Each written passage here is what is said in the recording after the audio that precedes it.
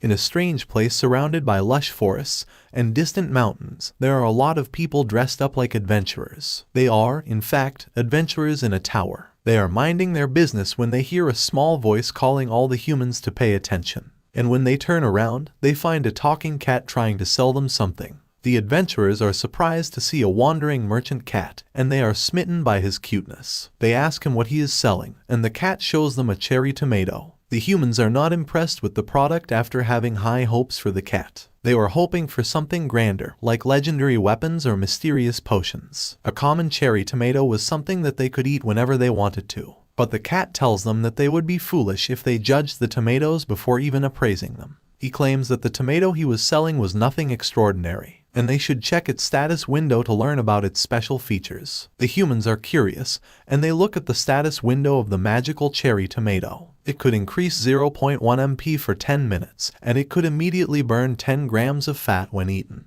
A man says that the value is too low, but the tomato has already found its target audience. The women are going crazy over a product that can burn 10 grams of fat just by consuming it. The cat smiles smugly and tells them that this tomato would cost them 0.5 tower coins per piece. But he is scared when the women adventurers rush at him, willing to buy all the tomatoes he has for even a higher price. A competition breaks out among them, and everyone wants to have the benefits for themselves. A man asks the cat where he got the tomatoes from, and the cat smiles and tells him that it was a secret. Then we are shown the scene of a field where those cherry tomatoes are being grown. A man picks up a tomato, and it seems like he is packing up for today. He tells his assistant, a rabbit carrying a trolley full of tomatoes, that they have harvested enough tomatoes for the day. The man tells his other workers to take a break too, and we see 2 rabbits trying to harvest another crop. The man then squeezes a tomato into a cup and asks a honeybee to give him some honey. She spits out a big drop of honey, and the man mixes the contents of the cup. His special energy drink is ready, and he drinks it along with his rabbit helpers. The honey and cherry tomato juice is a vitality drink, and the man says that this is how life should be. All his rabbits also raise their tiny glasses to show that they agree with him wholeheartedly. But then he is hit by a sudden quest. He has to distribute the honey and cherry tomato drink to the manager of the tower. There is no reward for the quest, but if he refuses to do it, the penalty would be disappointment. The farmer doesn't want to do it, but when another message pushes him, he agrees to complete the quest later. Just then, the cat merchant comes back to the farm. He calls the farmer Master Sejun and jumps on him. Sejun is also glad to see the cat back and says that he completed the work faster than he expected him to. The cat's name is T, and he tells Sejun that he sold out and earned a lot of tower coins. Sejun is impressed and thinks that it will not be long before he becomes famous in the tower. And when T hears this, he panics because he was keeping Sejun's name a secret. But the money-minded cat is already thinking of going to sell another round of crops after eating,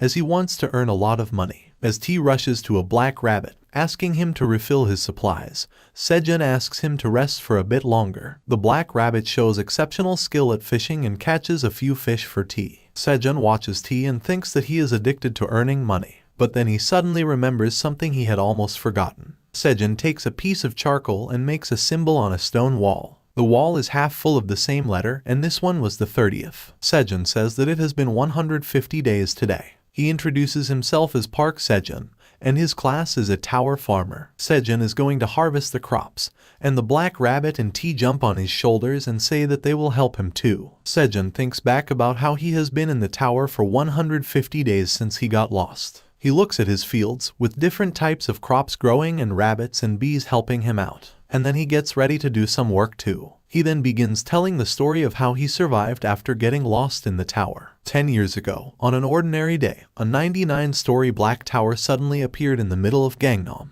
And it was not just in Gangnam but in every corner of the world. A total of 100 towers appeared, and every country started to investigate them. But all anyone could find was the height of the tower, which was 990 meters, and that it was made from a material strong enough to withstand nuclear bomb explosions. But then one day, people started coming out of the tower, walking right through the wall. There was an uproar, and the news reporters surrounded them. They asked the returners how they entered the tower in the first place, and the answer they got was that one day, a black hole appeared in front of them, and they got sucked into the tower. When they opened their eyes, they found themselves on the first floor of the tower. The news gathered everyone's attention, as the same incident was happening all over the world. The people who had gone missing a little while ago were suddenly found coming out of the tower. The following discoveries were made by collecting information from different people who escaped the tower, and they will be made public soon. All 100 towers are connected to one another, and when a person entered the tower, they would find themselves on the first floor. There, they would have to pick one role, either a warrior or a magician. A man is saying this in a press conference. He says that monsters start appearing on the second floor, and every time they clear a floor,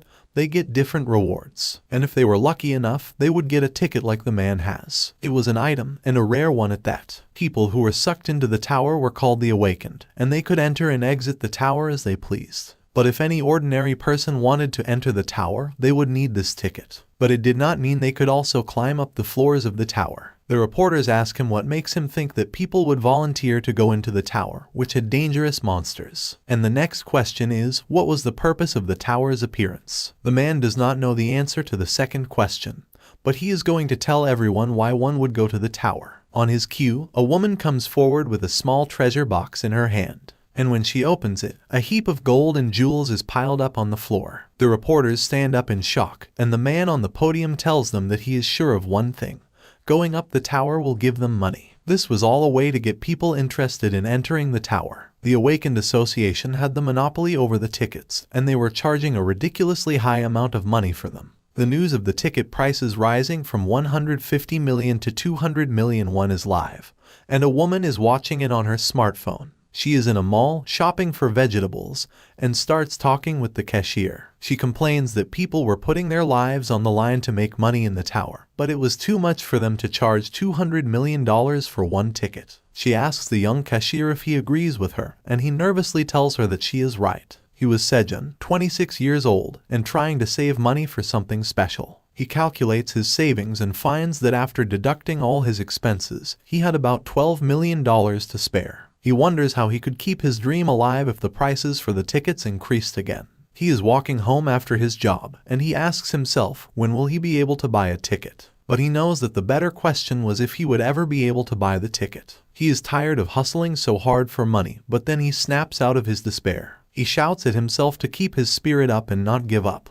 He thinks that there will be some way to save more money. Just then, he thinks of the vegetables he had bought at a low price. He could plant them because he had heard that their price was also increasing. And he had seen an advertisement for an automatic vegetable grower recently. It was endorsed by none other than his favorite idol, Sarah. Sejun starts thinking optimistically, almost too optimistically. He thinks if he saves the money and buys a ticket, he might land a contract with a good guild. And then, if he cleared the tower, he would propose to his celebrity crush, Sarah. Sejun imagines how good that headline would look as he giggles. He cheers himself up, but then he notices something weird happening behind him. Sejun turns back to see a black hole-like portal and recognizes it as the vanishing point. It was the same phenomenon that sucked in the first generation of the Awakened. Sejun is excited. He thinks that the vanishing was here for him. He declares that he is ready to risk his life to climb up the tower and asks the black hole to take him in. But nothing happens. Instead, the hole starts shrinking, and Sejun is shocked, asking why it is getting smaller. But the hole is getting even smaller and is about to vanish. Sejun panics, saying that he will not let an opportunity like this pass him by. If the vanishing would not take him, he would come to it himself. As he says these words, Sejun jumps inside the hole. He lands on his face when he reaches the other side. He picks himself up and wonders if he really made it inside the tower. Sejun excitedly looks up, speaking of all the things he knew were on the first floor. He wanted to see the fancy chandeliers, marble plaza, and shops selling potions and equipment. But there is nothing like that here. Sejun is in a desolate hole somewhere in the wild. It is an underground dome with an opening at its top through which sunlight pours inside. Sejun gets up and looks at his surroundings, having no clue at all about where he was. He cannot believe it and screams in dissatisfaction, asking where the hell he was. And we see that he was somewhere far away from the tower, in the middle of a forest. Inside the top floor of the black tower, a crystal orb is glowing red and beeping. We see the silhouette of a dragon looking at that crystal ball with shock. The ball had detected a change in the tower, and the dragon must find the cause, because that was its duty as the manager of the tower. But neither the dragon nor Sejun have any idea about each other yet. Sejun recalls everything he had heard about the tower's first floor in the interviews with the Awakened. Someone said it was like a very spacious palace, and there were many things that they could buy there. Yet another man said in an interview that the training hall was the most important thing on the first floor. That is what Sejun had heard, but looking at his place, He wonders where he was. A small pond of water, an overhead opening for sunlight, and a cave that surrounded him on all sides. This was all he could see right now. Sejun is defeated by his fate, and he is sitting on a corner, visibly exhausted and utterly devastated. He had roamed the cave for an entire day and found no exit. There was no trading ground or store. In fact, there was nothing here at all. He had screamed for help, and no one heard his call, which meant no one was even around this place. And there is only one possibility that comes to his mind, and it terrifies him. He was lost inside the tower. As he is having a bout of panic, his phone alarm rings. Sejun is sure that his alarm is accurate, and it marked that one whole day had passed here. His stomach growls, and Sejun admits that he was hungry. He takes out all the things he had with him. A bottle of water, some cherry tomatoes, green onions, sweet potatoes, and an apple. That was all Sejun had with him, and he decided to eat the apple first. Eating an apple in the morning was something he liked, and the one he just ate is too delicious. But it is not nearly enough, and Sejun eats a sweet potato after it. And the texture, taste, and moistness of the sweet potato were something he was not expecting.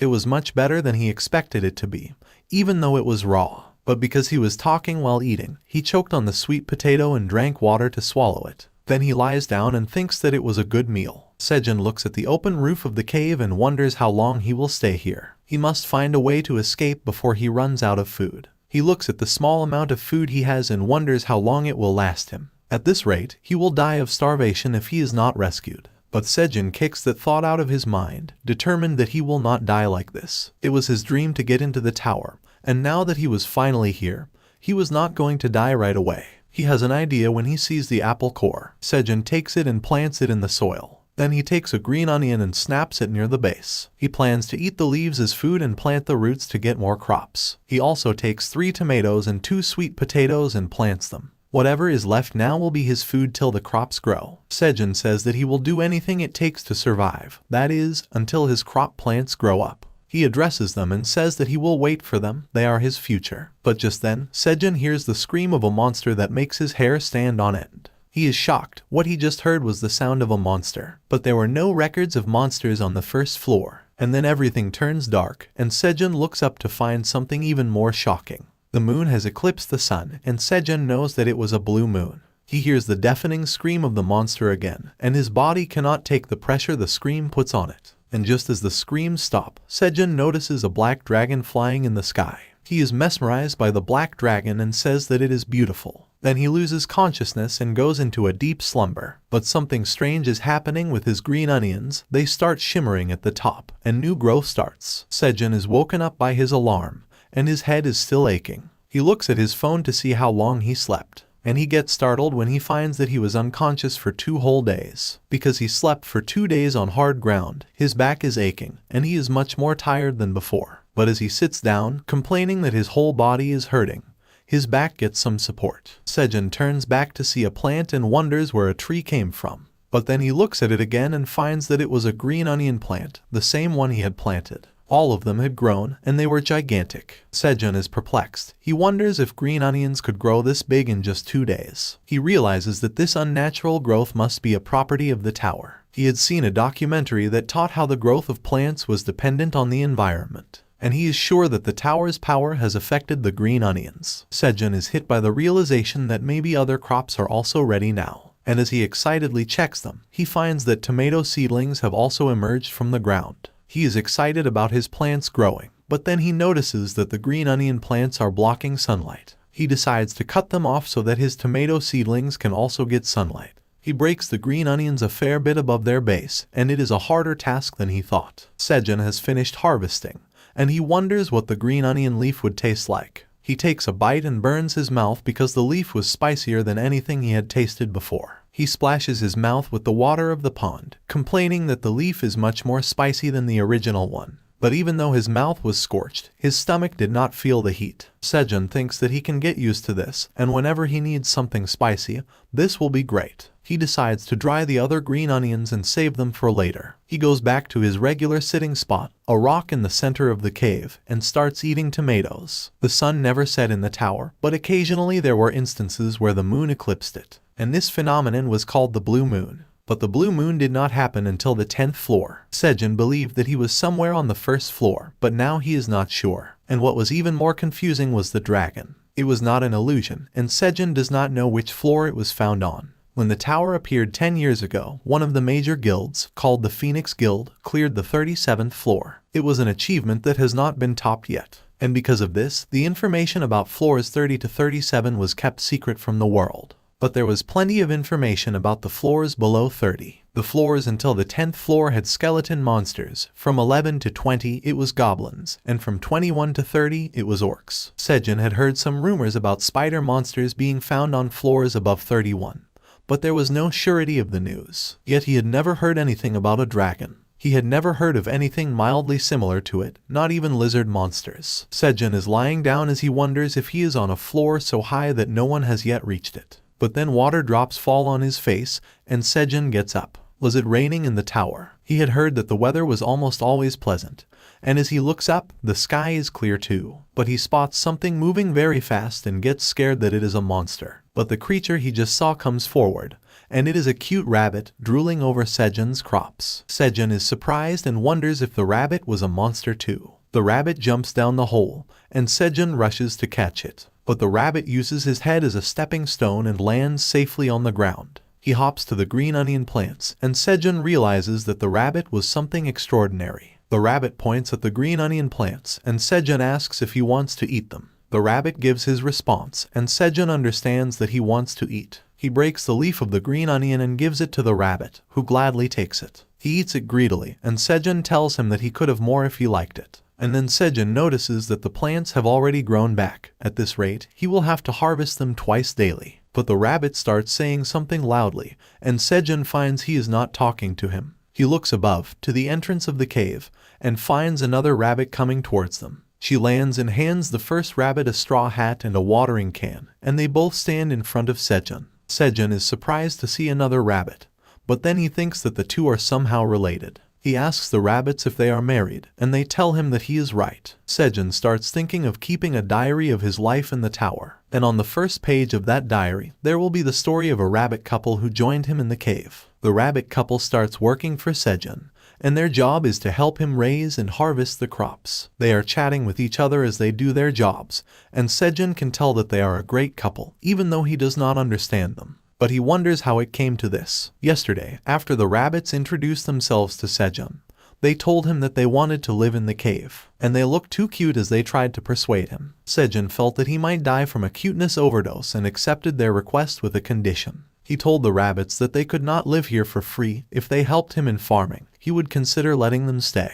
He thought it would dissuade the rabbits a bit, but instead of hesitating, they jumped at him and started cuddling. And Sejun had to show great restraint to not let them in without a test, because cuddling with their soft fur made him want to adopt them both. Now he is sitting in his position, watching the rabbits work. He thinks that the rabbits were using their cuteness to control him, but he lets that slide. But on that note, he asks the rabbits if the tools they were using were items. The husband rabbit had a watering can that seemed to have an endless supply of water, and Sejun is not sure about it. But it seemed to him that the wife rabbit had a magic pocket that contained all the tools she needed for farming. Sejun says that he was jealous and wished that he had such a wonderful item. The rabbits have completed harvesting the green onions, and they are excited to show them to Sejun. Sejun tells them to dry the green onions and starts inspecting other crops too. But the rabbits are looking at Sejun with eager and impatient eyes. They are asking him a question, and Sejun understands what they want. He tells them that they passed his test, and now they could live in the cave. The rabbits jump for joy upon hearing the good news and start talking about something.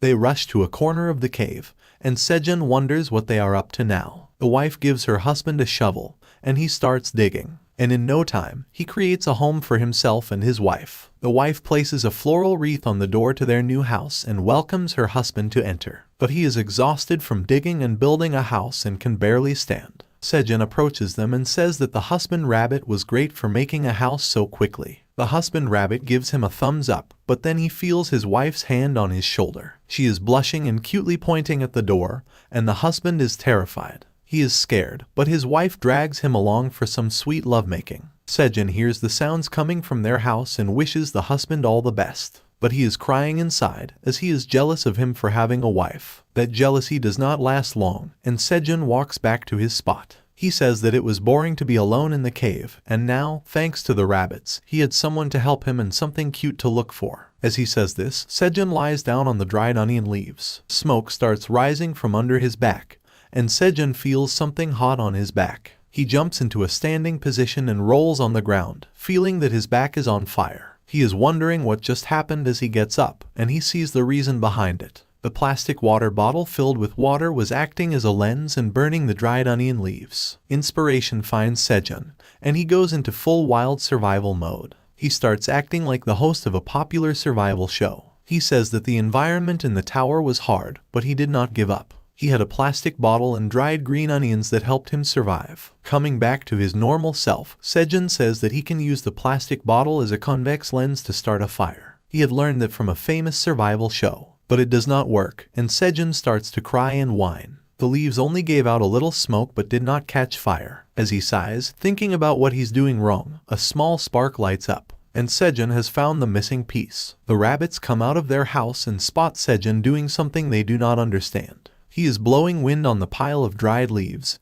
hoping that they catch fire. The rabbits approach him, and Sejun asks them to blow wind on the leaves while he uses the bottle as a lens. They start working together, and Sejun begs for a fire to start. And just after a little while of trying, the leaves catch fire. Sejun is elated. He finally has fire. He looks back at the onion plants and decides to cook them. He cooks one stalk over the fire, and the rabbits stare at him with confusion. Sejun thinks that his onion was cooked enough. He peels the burnt part and then takes a bite. The rabbits see him shuddering, and Sejun lets out a cry of joy. The cooked onion leaf was so sweet that Sejun was overjoyed. He thinks that his mouth felt like a green horse running wild in a green field. He repeats that it is delicious and starts roasting another one. The rabbits are also curious about what difference cooking would make, so they roast one for themselves. And as they eat it, their eyes gleam with the joy of eating something so sweet. This is the second entry in Sejun's diary about staying in the tower. He discovered fire, ate warm food, and went peacefully to bed. Many days have passed, and now Sejun is used to the lifestyle of a farmer. He wakes up in the morning and goes to wash his face at the pond.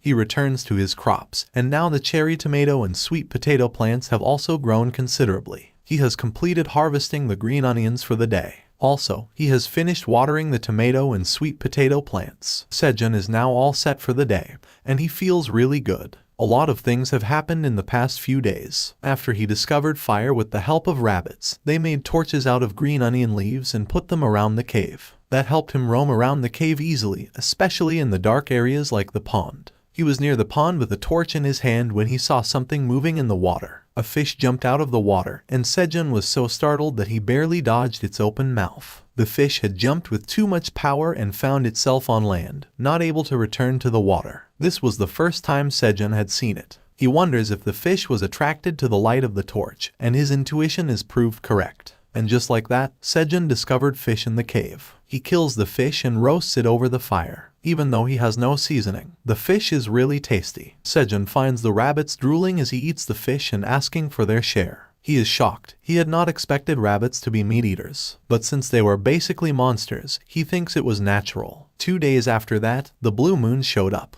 and using his phone, Sejun found out that the blue moon appeared every 30 days on this floor. He was using a laptop and a power bank to keep his phone charged so that he could keep track of the date. But their batteries also dried out eventually, so Sejun had no choice but to start marking the number of days on a wall. And this was how he was keeping track of time now. Back in the present, it is the 61st day, and Sejun thanks the rabbits that go to bed exactly at 7 p.m. and wake up at 5 a.m. Because of that, he can keep counting the days without making mistakes. And even though the sun never set inside the tower, their body clock was adequately reliable. And a few days ago, something amazing happened. We see the tired husband rabbit open the door of his house, and without wasting a moment, a group of baby rabbits bolt out. They were the children of the rabbit couple that were recently born, and now they are fond of Sejun, who is their uncle. They run straight at Sejun and jump on him, casting him to the ground. They are really cute, and Sejun cannot get enough of their cuteness. Even as they chomp his face, he laughs and enjoys their company. Sejun looks at the sleep-deprived husband rabbit and says that it must be hard raising babies. But right now, he says that he will take care of the babies for a while, and the couple should relax and eat breakfast. The cherry tomato plants have started flowering, and Sejun takes the baby rabbits with him to check them out. The babies are frolicking around on the farm as Sejun checks out his plants. The flowers have bloomed, and even though they were tomato flowers, Sejun now thinks he has a flower garden. To bear fruit, pollination is necessary, and he has to do it manually. Sejun uses a small stick to artificially pollinate the flowers, but all the bending and working is taking a toll on his back. He says that it would be great if there were bees around here, but thinks that he is asking for too much. A baby puts his face inside a flower and gets pollen on his face. He sneezes, and Sejun starts laughing. But then Sejun notices something. The tomato plants have started to bear fruit. After so long, his hard work is starting to show some results. Sejun celebrates the first fruits of his cherry tomato plants and dances with the baby rabbit. This day is the one before the blue moon,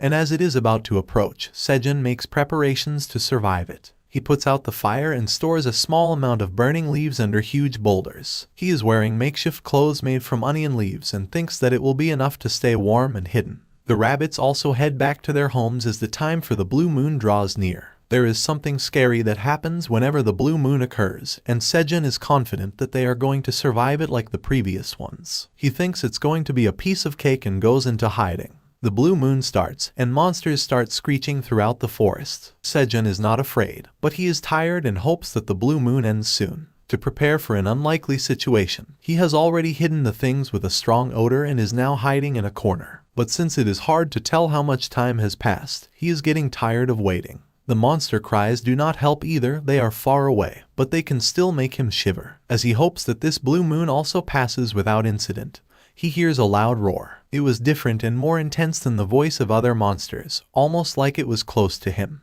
And indeed, a huge monster was walking towards the cave, squashing full-grown trees beneath its feet. He approaches the entrance to the cave, which is too small in comparison to its size. The monster stares down the hole, and inside, Sejun gapes as he sees it. Now he is scared of the giant bear-like monster in front of him. But thankfully, the monster has not noticed him yet. Sejun thinks he should hide in a better place before the monster spots him. He is trembling as he picks up his bag and starts moving quietly and slowly. But taking the bag with him turns out to be a mistake. The things inside the bag drop as Sejun picks them up, and because of the loud noise created by the empty water bottle, the monster's attention is attracted. Sejun stares in horror, first at his stuff and then up at the beast, who is now trying to peep inside the cave. Sejun screams in fear, and the bear roars in response. But a few moments later, Sejun is sound asleep, and the rabbits are trying to wake him up. When the baby rabbits fail to wake him up, their father slaps Sejun, and he gets up. He gets up in shock, still afraid of what he saw before passing out. He asks the rabbits what happened to the blue moon,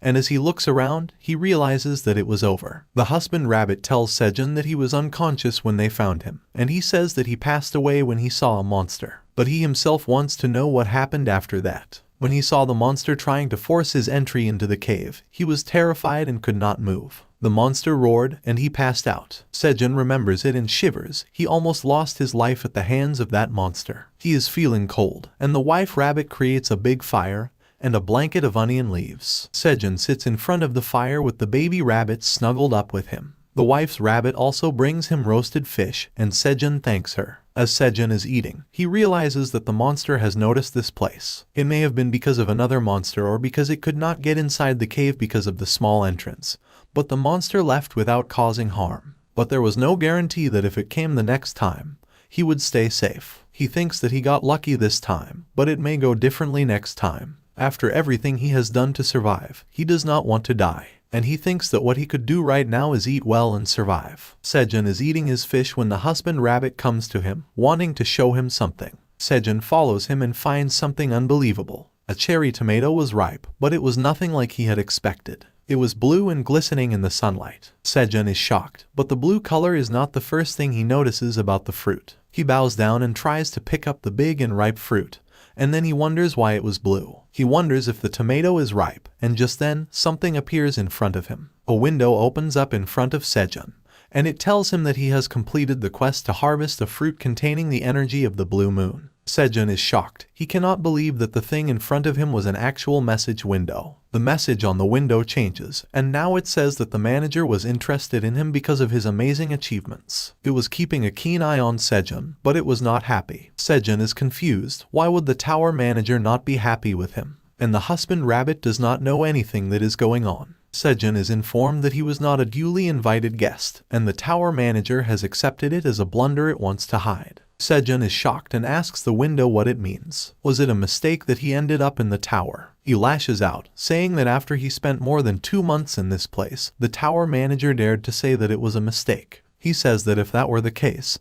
he should be allowed to go home immediately. But the window says that the tower master wanted to kill Sejun to eradicate all proof of this mistake. Sejun is flabbergasted. He screams at the screen, saying that he completed a wonderful achievement, and instead of rewarding him, the manager wanted to kill him. The system window falls silent for a while, and Sejun wonders what was happening. The next message he gets changes his mood from scared and angry to elated. The tower manager is awakening him. Sejun feels an aura surrounding him as soon as the message is displayed. He cannot believe it and confirms with the window that he is officially awake in the tower now. He wants to know his job, and since he thinks that he is smart, he should be a wizard. The tower master is assigning him a job, and Sejun eagerly waits to see which one he will get. And his job is a tower farmer with proficiency of F rank. All the joy and excitement leave Sejun's face, and he goes blank. The windows keep giving him messages about his job. He will never get sick and be close to nature because of his job. And he will get his experience points by harvesting crops. Sejun is shocked. There was no job class other than a warrior and a magician inside the tower. How could he be a farmer? He commands to open his status window and finds that his talent is ordinary and his stats are all at 1. He stares at his status window, but the only thing he can focus on is his ordinary talent. He thinks of a far-fetched scenario, one of a future where he succeeds in clearing the tower. He is the main guest of a late-night talk show, and the host introduces him as the man who cleared the tower despite having ordinary talent. The host asks the audience to applaud for Sejun and then asks him what his job was. Sejun acts cool, and as he says that he was the tower farmer, everyone finds him attractive. But this imaginary scenario is too pathetic. Even though Sejun has cleared the tower in it, he is still a farmer. He yells out in frustration and tries to smash the blue tomato to the ground, saying he did not need it. But then he looks at the scared and concerned faces of the rabbits and stops. Sejun is taken aback by the influence his actions had on his friends and looks at his farm, then at the tomato in his hand. He was not alone in growing it. Everyone had worked hard to reach this point. Sejun decides that he is going to keep farming,